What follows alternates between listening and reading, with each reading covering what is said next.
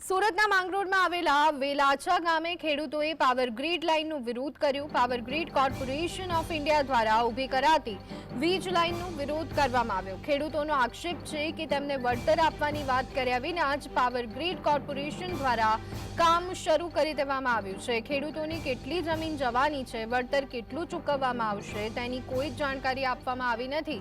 આ સાથે જ કેટલીક વાર ખેડૂતો અને પાવર ગ્રીડ કોર્પોરેશનના અધિકારીઓ વચ્ચે ઘર્ષણના બનાવ પણ બન્યા છે।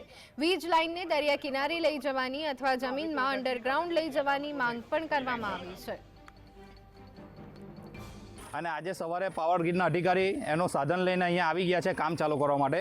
અને પાવર ગ્રીડમાંથી હજુ ખેડૂતને યોગ્ય વળતર કેટલું ચૂકવવાનું, શું કરવાના છે તેનું હજુ નક્કી જ નથી અને સીધું આ કામ ચાલુ કરી દે છે। તો એક ખેડૂત હવે જો મારે કંઈ પણ મદદ જોઈતી હોય તો રાતે મને કહે છે તો હું જાઉં કાં, મારે બીજે દિવસે કોઈને પણ કોન્ટેક્ટ કરવો હોય કે ખેડૂત સમાજના અધિકારી છે કોઈ પણને મારે વાતચીત કરવી હોય તેનો તો મને કોઈ ટાઈમ જ નથી આપ્યો।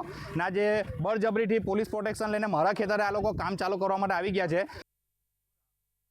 કે આ પાવર ગ્રીડના અધિકારીઓએ અગાડી અમોને કોઈપણ જાતનો વળતર શું મળશે, કેટલું મળશે, તમારા ખેતરમાંથી ક્યાંથી લાઈન જશે એની કોઈ પણ જાણકારી અમોને આપવામાં આવી નથી।